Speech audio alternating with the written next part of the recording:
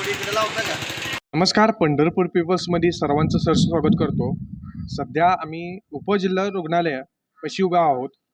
येणाऱ्या रुग्णाला आणि येणाऱ्या भाविकांना श्री विठ्ठल रुक्मिणी मंदिर समितीच्या वतीने 1 रुपयात 1 लिटरचं पाणी ह्या योजनेत त्यांनी बसून हजारो रुपये खर्च करून फिल्टरची व्यवस्था केली. त्याची आज अवस्था आपण पाहत आहोत. चला बघूया.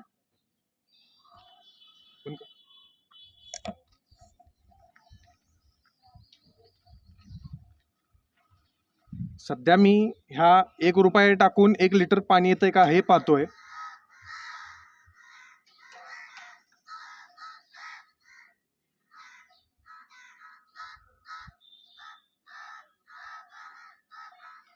मी 1 रुपया टाकल्यानंतर शून्य पाणी आलेलं आहे.